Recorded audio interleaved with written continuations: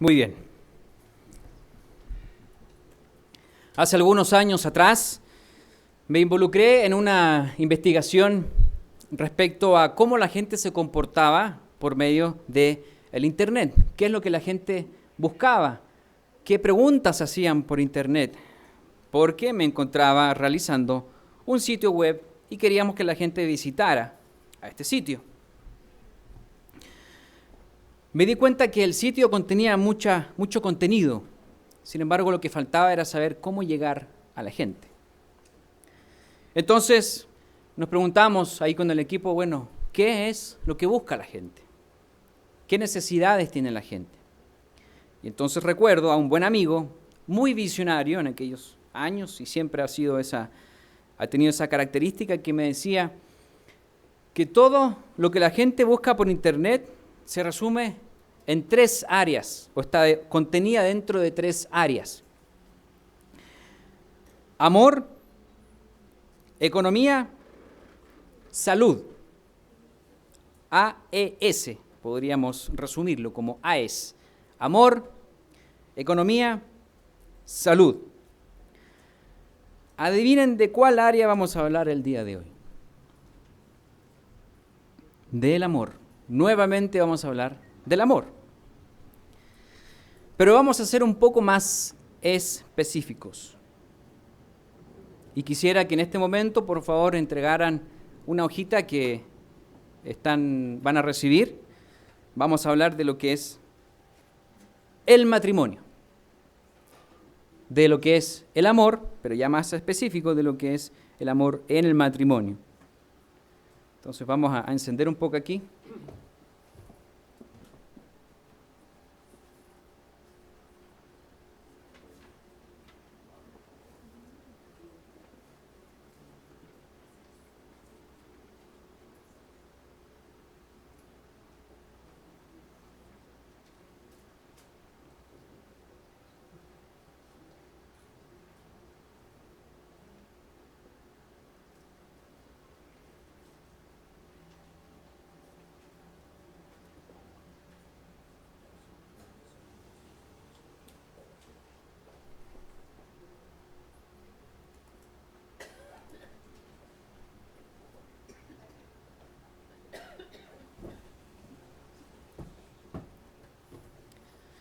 Esta escritura que ustedes tienen en sus manos, la vamos a leer.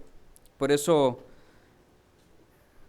les pasé una hojita, porque vamos a ir llenando alguna información a modo de introducción respecto a lo que es el matrimonio. En Génesis 2:24,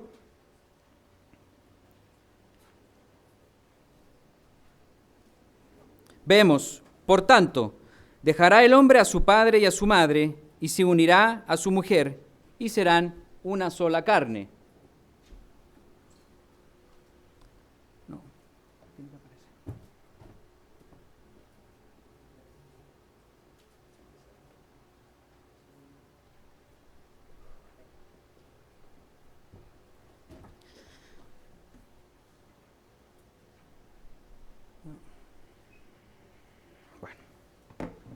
En la editorial de esta semana estuvimos hablando un poco de lo que es el matrimonio, de lo que es para nosotros y la diferencia que hay entre un hombre y una mujer específicamente, cuando hablamos en Primera de Pedro 3:7. Recuerden ustedes cuando habla del vaso más frágil, si ustedes lo leyeron en la semana, lo pueden leer después más adelante. Ahí está. Y entonces, antes de ir a eso, vamos a dejar ahí está bien, gracias. Ahí vamos a dejar la escritura en pantalla. Esto es Génesis 2:24, la hojita que ustedes tienen en sus manos. Podemos resumir lo que es un matrimonio. Y algunas veces podemos todos saber lo que es un matrimonio, una celebración, una boda, una firma, un papel, una fiesta. Pero quisiera que viéramos en Génesis 1:27, en Génesis 1:27,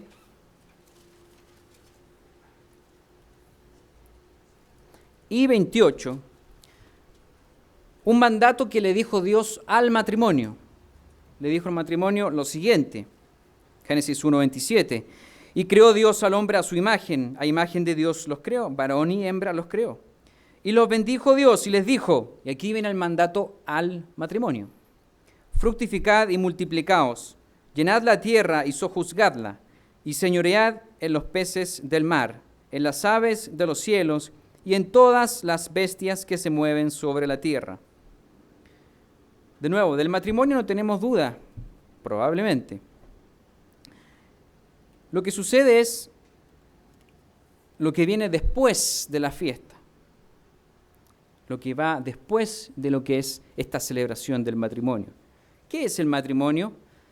Génesis 2:24 resume en gran parte lo que puede definirse como un matrimonio. Y es por eso que quiero que tomen un lápiz y en la hoja que tienen en sus manos vayan llenando la siguiente información a modo de introducción. La gente que está conectada a internet solamente tiene que escribir Génesis 2:24 en una hoja. Y va a ir viendo que la palabra de Génesis 2:24, cuando dice dejará, lo podemos resumir como que es una transición, es un proceso por el cual va a llegar a lo que es el matrimonio. El hombre está solo.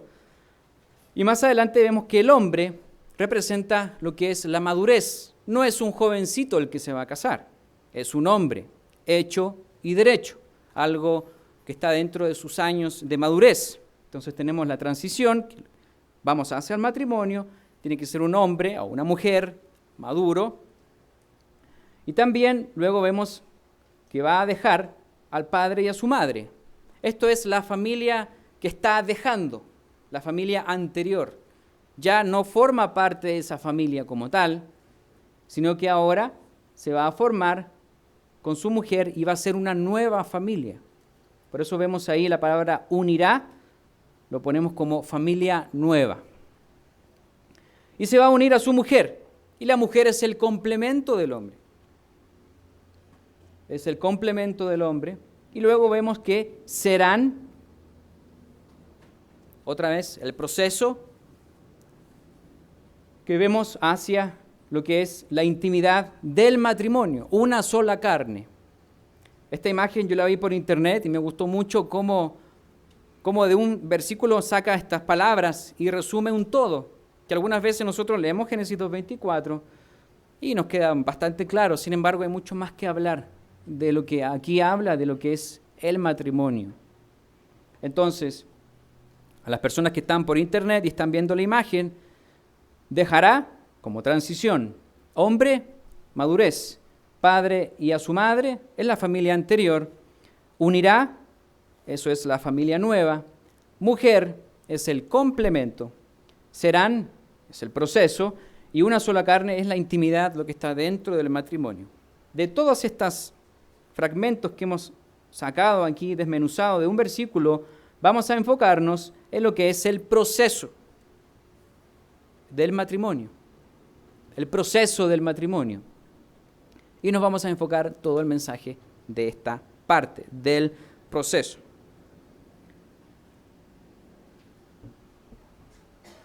El proceso es lo más complejo. No se puede comenzar un matrimonio perfecto, que siga perfecto y que termine perfecto al final de las vidas, hasta la muerte, ¿no? Eso es algo que no es real. Hay un proceso por el cual el matrimonio viaja, pasa, camina, avanza, crece, se desarrolla.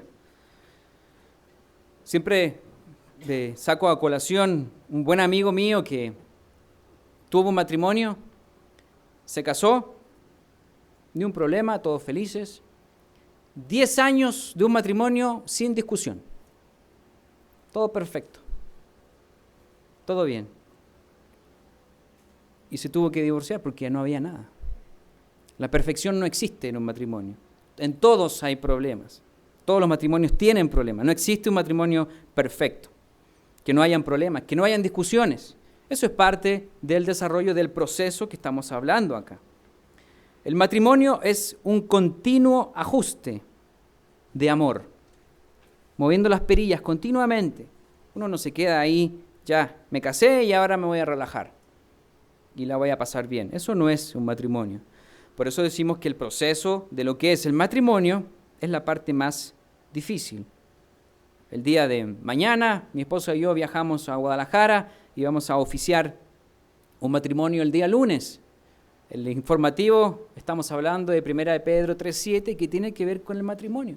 Entonces vamos a seguir hablando de lo que es el matrimonio y entonces el objetivo es, vamos a ver el proceso de lo que es el matrimonio y vamos a exponer de manera científica y bíblica lo que todo matrimonio necesita saber para que el proceso tenga éxito.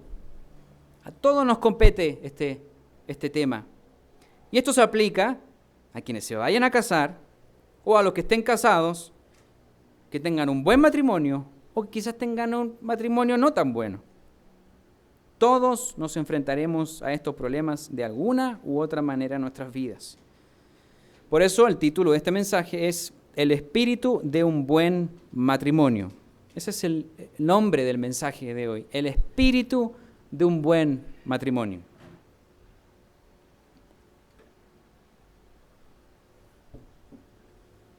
Y vamos a comenzar leyendo Mateo 19. Acompáñeme, por favor, al libro de Mateo. Espero que guarden esta hojita en sus Biblias. Es una imagen, una gráfica bastante explicativa de lo que es Génesis 2:24, que fue la introducción de este mensaje. Génesis 19, versículo 1 al 3.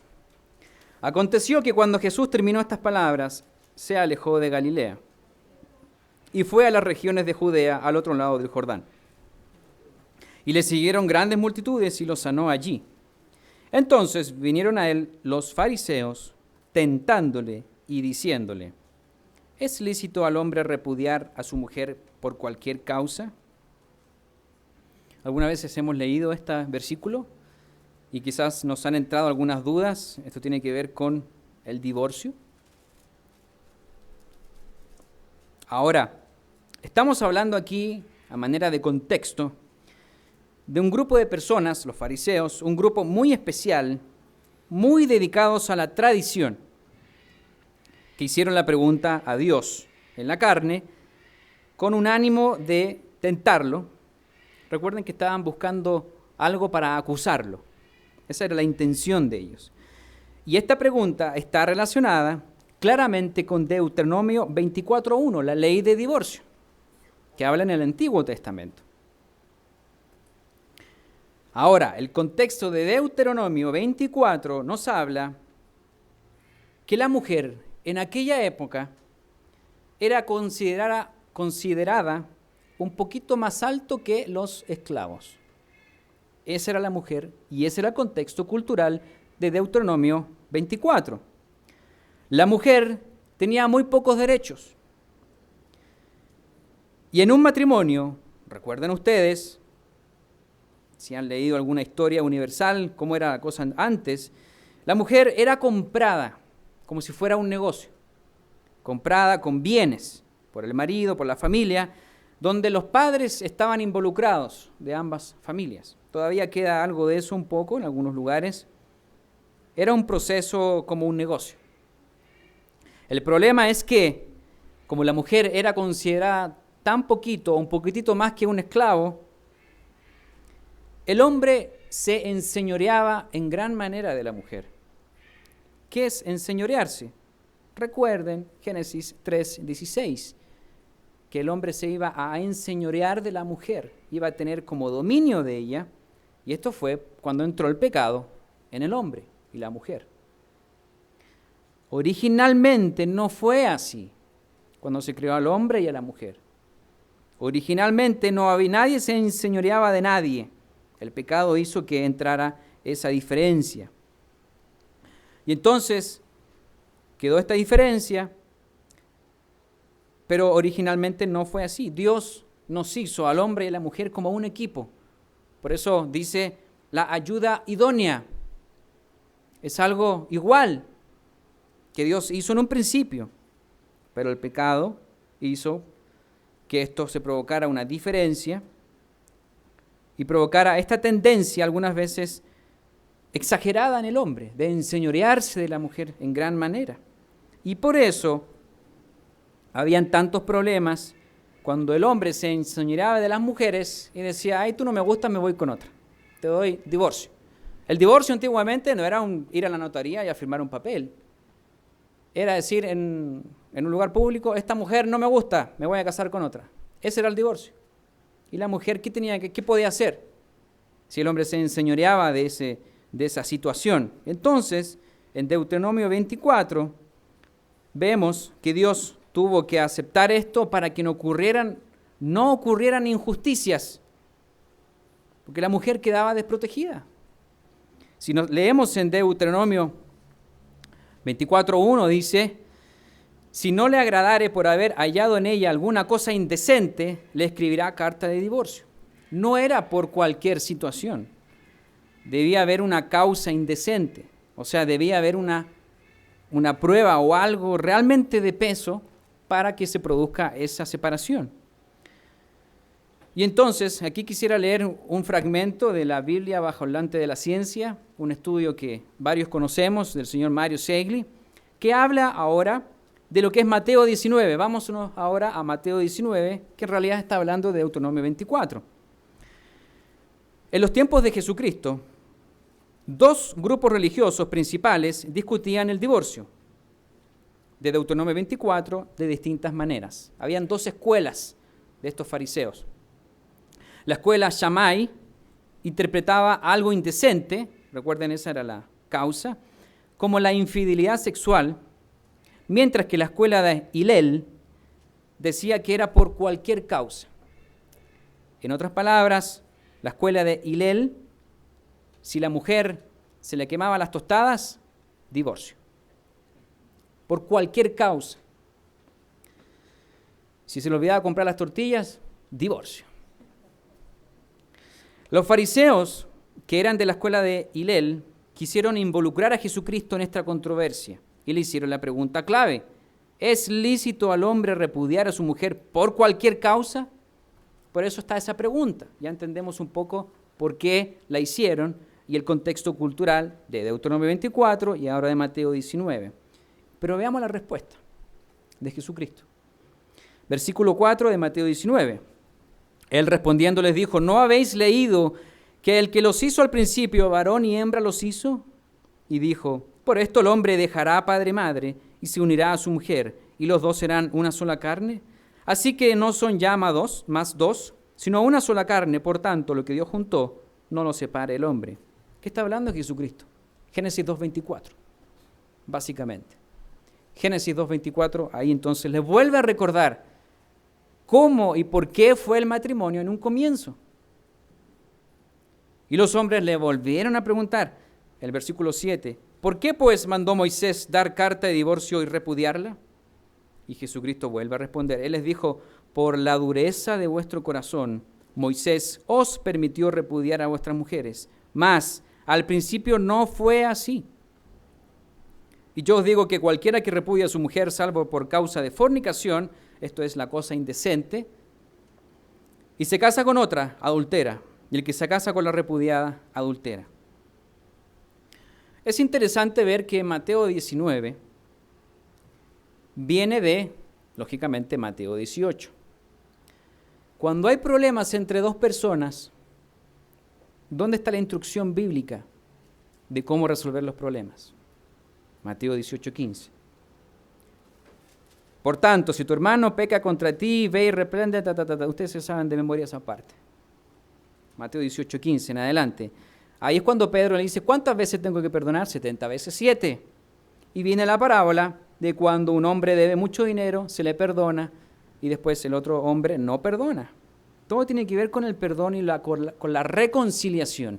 Ahí está el contexto y la pregunta de lo que es el divorcio. Es interesante notar ese detalle. Y la respuesta de Jesucristo es también tremendamente interesante. Él no se enfoca en el divorcio. ¿Qué es lo que hace Jesucristo? Se va al comienzo, a Génesis 2:24, el que ustedes tienen en ese papelito. ¿Qué es lo que era el matrimonio? Ese era el principio del matrimonio. Jesucristo se enfoca en lo que es el matrimonio. Sin embargo, volvieron a insistir sobre el divorcio y respondió que fue por la dureza de sus corazones, pero que al principio no fue así. Por eso, así como Jesucristo, vamos a enfocarnos no en el divorcio. Ese es otro mensaje, es otro tema. No vamos a preocuparnos en el por qué, en las causas y cómo si esta mujer se casa y viene aquí y viene a otra iglesia y es bautizada, no es bautizada. Ese es un problema que no lo vamos a tocar ahora. Lo que vamos a hacer es hablar del matrimonio. Eso vamos a hacer hoy día, no en el divorcio. ¿En qué se parece este problema o lo que es el divorcio con el aborto? Aquí hay una similitud muy interesante, actual, y es lo siguiente. El aborto podemos hablar de él y llegar a una conclusión que todos sabemos cuál es, pero hay gente que no es creyente en Dios, que es atea, que es escéptica, que es secular y que dice, no, yo tengo derechos, etcétera, etcétera. Ustedes han escuchado eso en todos estos años, la gente que está defendiendo el aborto, cada vez más popular a todo esto. Pero hay un argumento muy sólido que puede echar abajo a cualquier persona de lo que es el aborto. Y es el siguiente. Escuche bien. Los gobiernos hoy día están apoyando el aborto. La mayoría de los países está apoyando el aborto. El pueblo quiere este derecho de poder abortar a los niños. Apoyar lo que sucede después de una violación, después de un hijo no deseado, después de una noche de lujuria, después de una noche de egoísmo, después de alcoholismo, con la muerte, para el gobierno es más económico.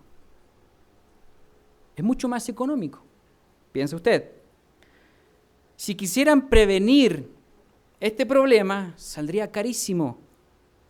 Súper caro, porque ningún político desea trabajar a largo plazo. El tema del aborto no es una pastilla. No es quien muere. El tema del aborto es estudiar a largo plazo el por qué sucede un niño no deseado. Es algo mucho más profundo y es lo que el gobierno está haciendo ahora, está comprando aspirina para que la gente no le duela la cabeza, pero el mal va a seguir ahí.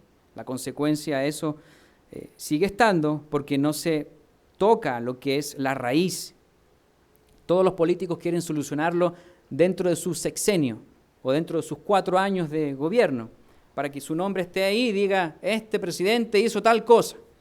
Un gobierno no piensa a 20 años, no piensa a 40 años. Eso no existe, no es real. Todos quieren figurar como que ellos hicieron algo en esos 4 años o 6 años. El dolor se puede prevenir. Este problema que hay con el aborto se puede prevenir. Y aquí está lo que no se quiere hacer, porque la mentalidad de los políticos es a corto plazo, es que su nombre esté ahí, que salga algo barato y tener tranquilo al pueblo. Apoyemos al pueblo. Esto justamente de lo que es el aborto no va a suceder probablemente. Nadie se va a poner a estudiar 20, 40 años por qué sucede. Pero ¿saben qué? Lo que sí se hizo fue estudiar el divorcio. Ya se estudió lo que es el divorcio. Llevan 40 años, 50 años estudiando por qué pasa el divorcio. Y no se fueron a la problemática de por qué se divorcian o cómo solucionar el matrimonio, sino que se fueron al matrimonio como tal. Y no fue una solución en 2 años, en 6 años. Después de 40 años llegaron a una conclusión. Y eso es lo que vamos a tocar hoy día. Vamos a ver lo que es el matrimonio. En los años 60 comenzó la tasa del divorcio a subirse, pero exponencialmente. Del 100% de matrimonios, el 50% se estaba divorciando, e incluso más. Entonces la gente empezó a decir, la gente que era consciente dijo, ¿qué vamos a hacer? ¿Qué va a pasar con ellos en 10 años más? ¿Qué va a pasar con los niños en 20 años más? Tenemos que hacer algo. Hagamos algo. Y entonces, un grupo de psicólogos descubrieron, vamos a poner entre comillas, descubrieron las raíces de los problemas matrimoniales, pero también la solución, y no es el divorcio. Leeré un fragmento de un artículo de la escritora Emily Esfahani Smith de la revista The Atlantic, el 12 de junio del año 2014. Lo interesante del artículo, que es de un grupo de psicólogos, empieza científicamente. Eso es lo que a mí por lo menos me llama la atención, que son pruebas, es un estudio científico de lo que vamos a ver más adelante. John Gottman, psicólogo, comenzó su tarea recopilando datos claves en 1986, cuando creó el Laboratorio del Amor en la Universidad de Washington junto a su colega Robert Levenson. Entonces invitaron a recién casados a su laboratorio y los observaron en su interacción. Con la ayuda de un equipo de investigadores, conectaron a sus sujetos de estudio a electrodos, además de entrevistarlos sobre su relación, preguntándoles cómo se habían conocido, qué conflictos y qué recuerdos positivos tenían. Mientras hablaban, los electrodos medían su presión arterial, latido del corazón y nivel de sudoración. Una vez finalizado el experimento, las parejas se iban a su casa y eran vueltos a contactar 6 años después de este estudio científico. Según la información que reunieron 6 años después de este experimento, Gottman separó a 2 grupos de parejas. Los primeros, los maestros, y los segundos, los desastres. 2 grupos de parejas. Ustedes comprenderán cuál es bueno y cuál es malo. Por la misma palabra, los maestros seguían felizmente casados y los desastres ya se habían divorciado o seguían juntos pero tremendamente infelices. Cuando los investigadores analizaron los datos, notaron diferencias entre los maestros del amor y las parejas desastres. Estos últimos se habían visto calmados durante las entrevistas, o sea, los desastres conversaba con su pareja, le medían todos estos datos científicos y se veían calmados, se veían muy tranquilos. Sin embargo, los electrodos contaban una historia diferente. Su frecuencia cardíaca era rápida, sus glándulas sudoríparas estaban activas y su flujo sanguíneo disparado a 1000. Siguiendo a miles de parejas en forma longitudinal, Gottman descubrió que, mientras más activas fisiológicamente fueran en el laboratorio, a más velocidad se deterioraba su relación. En otras palabras, las parejas desastres, cuando hablaban con su pareja, era como enfrentar, para sus cuerpos, era como enfrentar un tigre con dientes de sable. Si bien parecían muy tranquilas, su sistema estaba así, tenso, estaba sudando, su corazón a 1000, la sangre estaba ahí, andando muy rápida.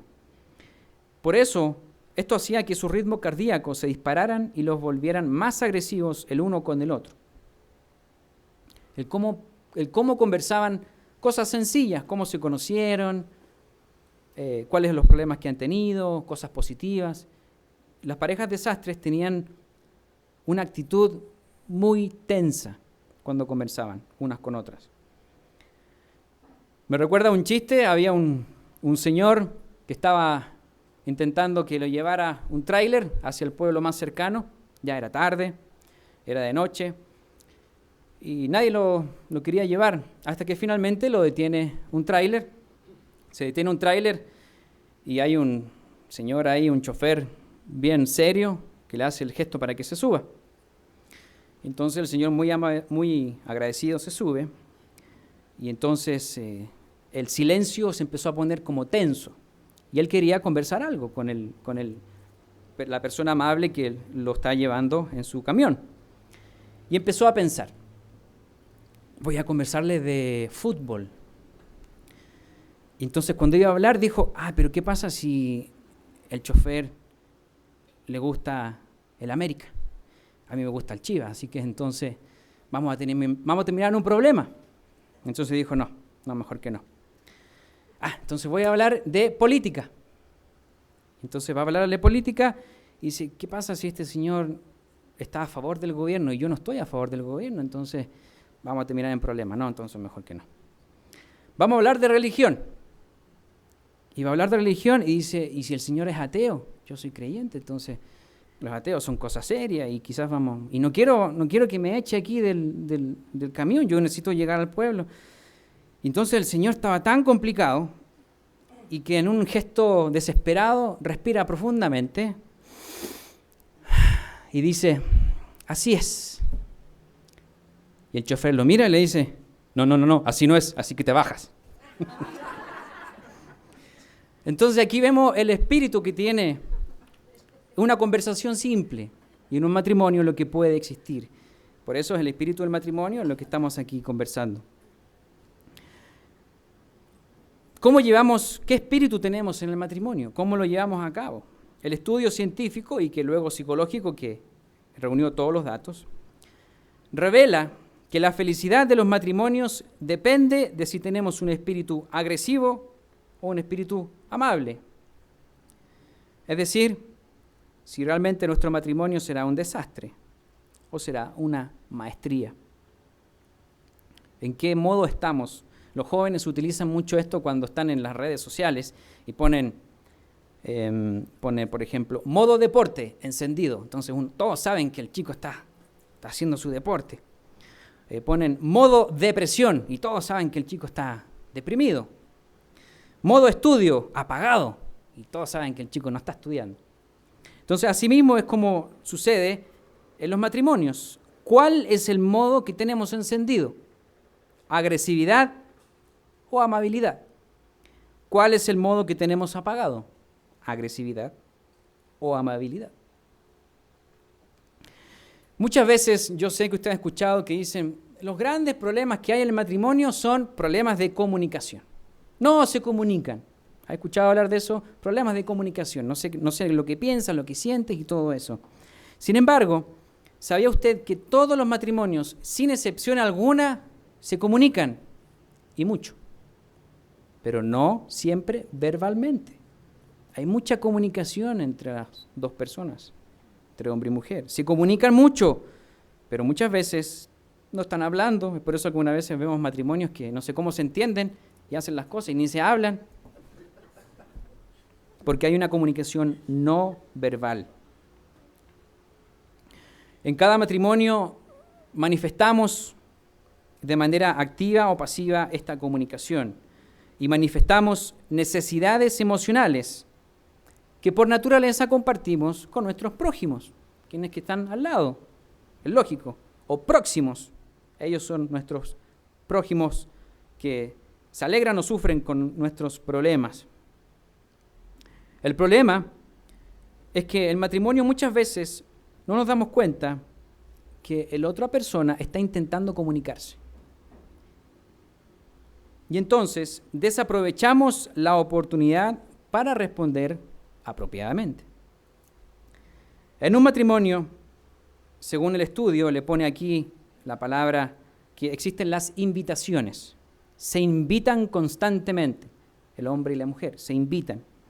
Y el estudio dice que solo 3 de cada 10 matrimonios lo entiende y da una buena respuesta. Es una cifra bastante alta. Da una respuesta y responde a las invitaciones o necesidades emocionales de la pareja. Ejemplo. Vamos a ver algunos ejemplos aquí que pueden ser entretenidos, pero también nos van a ayudar a saber lo que estamos conversando. Un esposo, un día de domingo en la tarde, mientras su mujer está tomando un rico café, mira por la ventana y el señor le gustan mucho los pájaros. Obviamente la esposa lo sabe. Entonces el señor mira por la ventana y dice, mira qué hermoso pajarito afuera.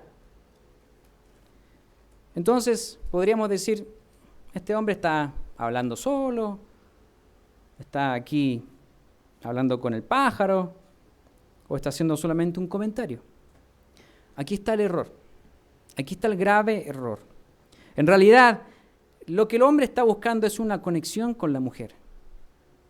Eso está buscando. Aunque fuera tan solo por un momento, está buscando está invitando a la mujer a que haga algo. La mujer puede ignorarlo o puede acercarse. Puede seguir tomando el café y con su celular y no decir nada. E incluso puede llegar a responder, y a mí que me importa un pájaro. Puede llegar a decirlo. ¿Saben lo que mata el amor en el matrimonio? Según este estudio y según lo que podemos llegar a concluir, lo que mata el matrimonio es el desprecio. Es el desprecio. Recuerden, cuando hablamos de Génesis, fructificad, multiplicaos, llenad la tierra y sojuzgadla, y señoread de los peces del mar, y las aves del cielo, y en todas las bestias que se mueven sobre la tierra. ¿Cómo un matrimonio va a poder multiplicarse, crecer, dominar, si se están despreciando el uno al otro? ¿Cómo va a poder hacer eso el matrimonio? Recuerden cómo fue el matrimonio y qué mandato tuvo. No puede seguir adelante ese matrimonio. Lo que no hay que hacer es despreciarse. Esto mina y mata el amor. Lo que hay que hacer es desarrollar un hábito mental dentro del espíritu de respeto y apreciación. Así crece el amor. Todos aquí queremos sentirnos que nos aprecien, gracias. No que nos aprieten, que nos aprecien. Que nos tomen en cuenta. Todos queremos eso, todos queremos que nos amen. Pero ignorándose y despreciándose, se provoca un ambiente tóxico, que incluso no se puede ni respirar cuando hay la gente se empieza a despreciar. En otras palabras, recuerden muy bien, cuando hablamos de lo que es el verdadero amor, no hablamos que era un sentimiento, sino que una acción de siempre buscar el bien del otro, cuando hablamos del amor ágape. Hace 2 semanas hablamos de eso, si mal no recuerdo, cuando hablamos la semana pasada de por qué Dios se da el derecho de quitar la vida. Tiene que ver con el amor. ¿Por qué Dios dio a su Hijo en sacrificio de nosotros? Por el bien nuestro, por el bien del otro. Ese es el verdadero amor, el amor ágape. Ser amables. Hay gente que no es amable, pero la práctica hace al maestro, ¿no? Fíjense aquí en Hebreos 5:14, una escritura que nos habla de lo que es la práctica.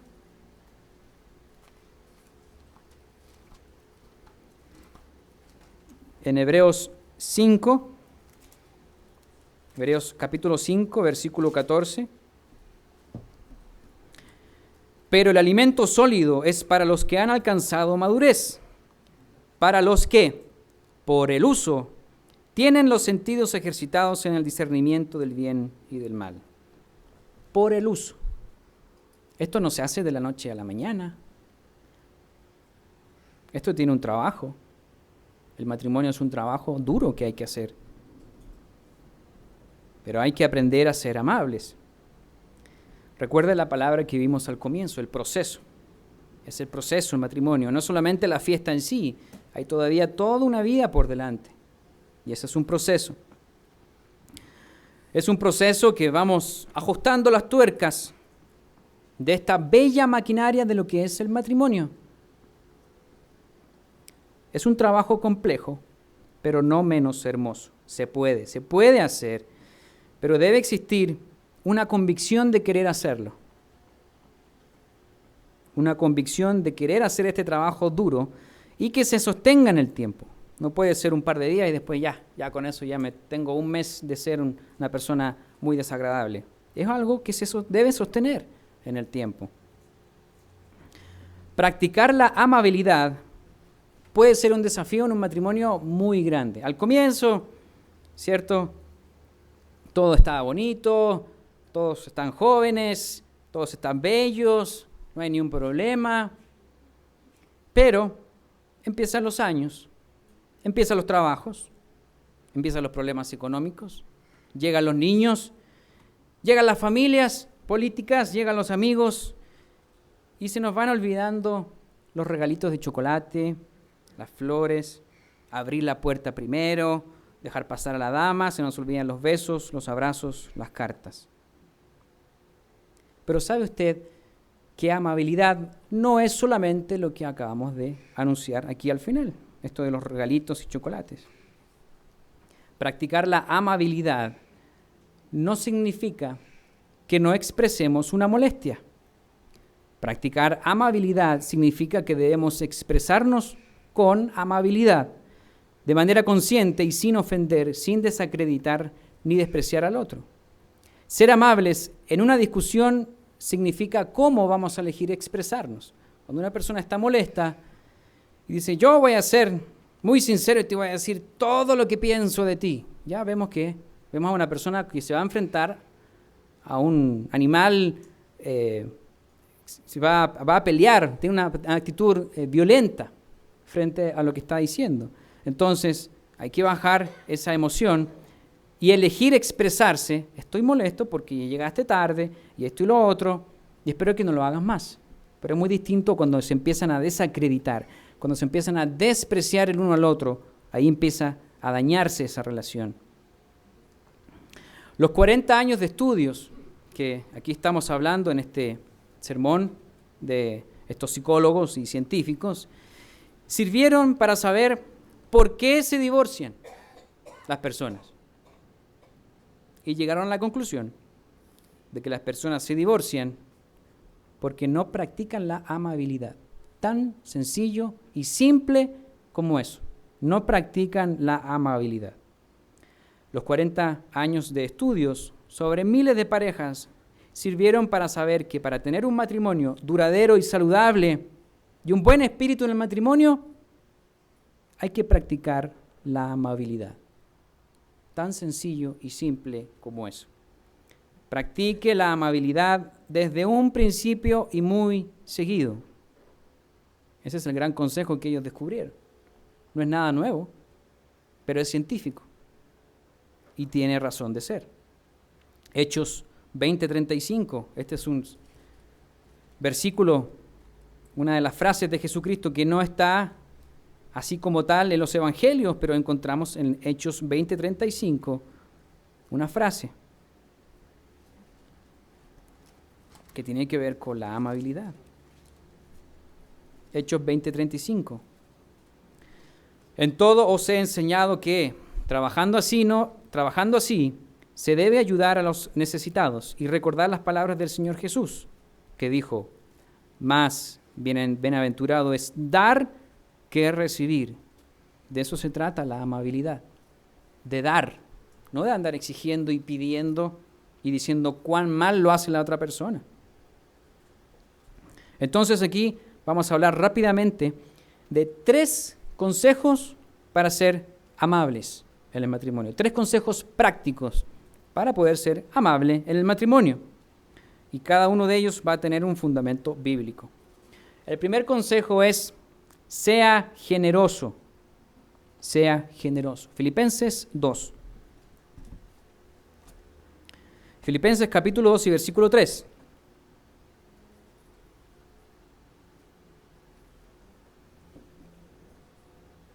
Filipenses capítulo 2 y versículo 3. Nada hagáis por contienda o por vanagloria, antes bien con humildad, estimando cada uno a los demás como superiores a él mismo, no mirando cada uno por lo suyo propio, sino que cada cual también por lo de los otros.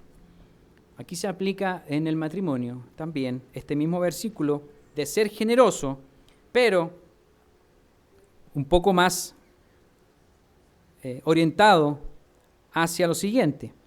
Hombres y mujeres pensamos de manera diferente, somos distintos.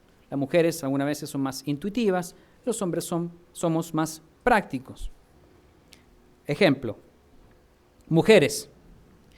Si el hombre deja la tapa del excusado arriba, todas las mujeres van a reírse con esto, y la mujer está enojada en ese momento, interpretará o intuirá que el hombre lo hizo para fastidiarla.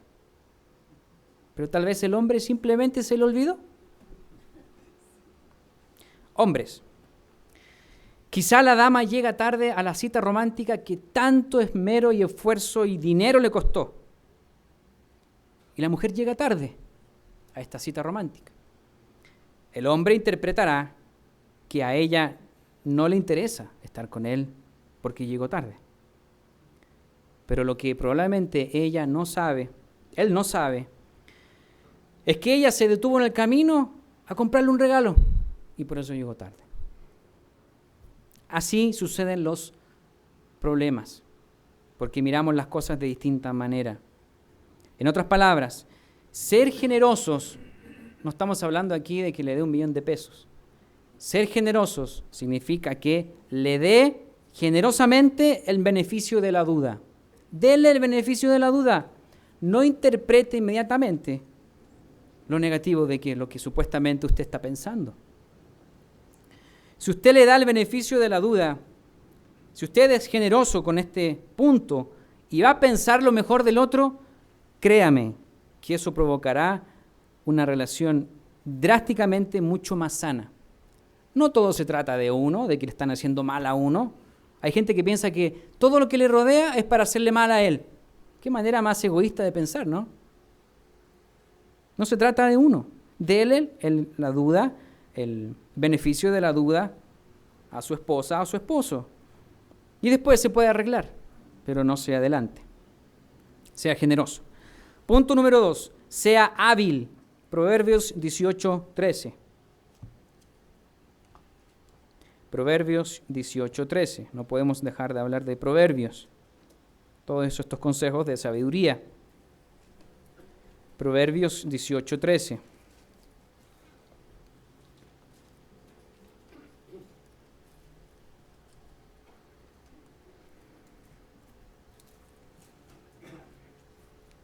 Proverbios 18:13. Al que responde palabra antes de oír, le es fatuidad y oprobio. Esto está muy bien conectado. No vayan ahí en Santiago 1:19. Por esto, mis amados hermanos, todo hombre sea pronto para oír, tardo para hablar, tardo para airarse. Tiene un poco que ver también con el punto anterior, de sea generoso. Sea hábil, ejercite su mente y no responda inmediatamente como si estuviera en el viejo oeste que tiene que pegar el tiro rápido. Analice en pocos segundos la situación. Con el tiempo, usted se hará más ágil y más hábil para responder apropiadamente y ser más amable. Alégrese con las alegrías del otro. No lo ignore cuando la persona llega feliz. Y esto tiene que ver también con el próximo punto. Entonces ese es ser generoso, sea hábil. Y ahora el tercer punto es sea activamente constructivo. El tercer consejo, sea activamente constructivo. Vamos a Proverbios 15. Proverbios 15, versículo 1. Versículo 1 y 4. La blanda respuesta quita la ira, mas la palabra áspera hace subir el furor. Y versículo 4. La lengua apacible es árbol de vida, mas la perversidad de ella es quebranto de espíritu. Hablando de lo que es el espíritu en el matrimonio. Proverbios 12 y 18. Creo que ya lo vimos. No. Proverbios 12, 18. Un poquitito más atrás. Hay hombres y mujeres cuyas palabras son como golpes de espada, mas la lengua de los sabios es medicina. Cuando se leen los votos en un matrimonio, recuerden cuando se dice en la salud, en la enfermedad, en las buenas y en las malas. Todos recuerdan esa frase, ¿no? En las buenas y en las malas. Entonces, muchas veces se tiende a pensar que, mira, dicen, en el matrimonio, cuando las cosas andan mal, ahí se prueba el matrimonio, ¿cierto? Ahí es cuando uno ve qué tan sólido es el matrimonio. Pero se les olvida la parte cuando dice, en las buenas, que también es importante. ¿A qué me refiero con esto? Según han clasificado los expertos en este estudio que hemos tomado como base, científica y psicológica y bíblica también, hay 4 maneras de responder frente a la invitación de la pareja. Recuerden la invitación cuando genera una comunicación no verbal o quizás verbal. Cuando genera esta invitación. Hay 4 maneras de responder. Vamos a imaginarnos que la esposa le dice al varón que está muy entusiasmada porque ha sido clasificada para estudiar en la escuela que tanto quería. Y el marido estaba la esposa tomando café, ahora está el marido tomando café, escuchando a su esposa que le dice eso. Y el esposo tiene que responder esto y hay 4 maneras. La primera, pasiva destructiva. ¿Cómo sería una respuesta pasiva destructiva frente a esta invitación de la mujer? El hombre, vamos a imaginarnos que escucha a su mujer y está con su teléfono, no le responde nada, y la mira y le dice, oye, ayer me encontré dinero en la calle. Entonces, ¿qué es lo que hace el hombre? La ignora y no le da importancia poniendo algo suyo, que quizás no tiene sentido, pero más importante que ella. Entonces destruye, algo pasivo destructivo. El segundo tipo de respuesta, activamente destructivo. Activamente destructivo. Viene la mujer, le dice esto de la escuela, y el hombre le dice, la mira y le dice, ¿estás segura que vas a estudiar tanto? ¿Vas a poder pagarlo? Eso es activamente destructivo. Le echa por el suelo la gran alegría de la dama. 3. Pasivamente constructivo. Pasivamente constructivo. La dama viene con la invitación, el varón está con su teléfono, la mira y le dice, qué bueno, y sigue con su teléfono. Pasivamente constructivo. 4. Activamente constructivo. Viene la mujer, lo invita, le dice esto, el hombre deja su teléfono, la mira, le dice felicitaciones. ¿Cuándo supiste eso? Vamos a comer algo, vamos a celebrar. ¿Cuál de estas 4 cree usted que es la más apropiada para responder a la invitación? Lógicamente, la 4. Activamente constructivo. ¿De qué se trata el amor? De buscar el bien por el otro. En las buenas y en las malas. En las malas no hay duda. Si a alguien le pasa algo malo, hay que consolarlo, hay que cuidarlo, hay que apapacharlo, como dicen acá. Pero cuando anda de buenas, hay que acompañar la alegría del otro, no ignorarlo. Eso también es importante y el estudio revela que también esa parte es importante en las buenas y en las malas. En las buenas hay que alegrarse con la pareja. Quizás a usted no le interesa mucho, pero por el amor del otro, usted se interesa y se alegra con la otra persona. Por eso hay que ser activamente constructivo. Ese es el tercer punto. Ahora, de estos 3 consejos, no significa que usted va a fingir todo como si fuese una película, ¿no? Estas invitaciones y preguntas y respuestas. Debe existir un interés genuino por el otro. Esto es el amor. Buscar el bien por el otro. 2 semanas atrás hablábamos de la pirámide del amor. ¿Recuerdan la imagen de la pirámide? Era el verde, el amarillo y el rojo. El amor ágape, el filial y el eros, el amor sexual. Todo lo que hemos hablado ahora ha sido más que nada de la base del amor. De algo que tomaron 40 años para comprender con resultados científicos cómo debe componerse un matrimonio, cómo debe llevarse a cabo el proceso del matrimonio, que no es solamente una fiesta o una boda. Hay un proceso en el tiempo más adelante, para toda la vida. Ellos descubrieron que el amor se debe practicar. Qué novedad, ¿no? Que las emociones hay que controlarlas. Ya lo hablamos ya en la Biblia.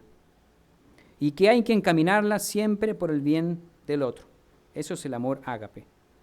¿Cuántos años se demoraron para descubrir lo que ya podemos encontrar en nuestras Biblias y que ya venimos hablando? Entonces, quizá usted se preguntará, bueno, pero ¿cómo desarrollo el amor filial, la segunda parte de la pirámide? O el amor eros, ¿cómo lo hago eso? Si ya más o menos tenemos algo claro del ágape. Yo les digo, ¿de qué se preocupa? El amor filial, el amor eros, viene por consecuencia. Ya está la base. El resto se construye solo. Si está basado en esa preocupación por el otro, en la amabilidad mutua, el otro viene por añadidura. Ya es más fácil.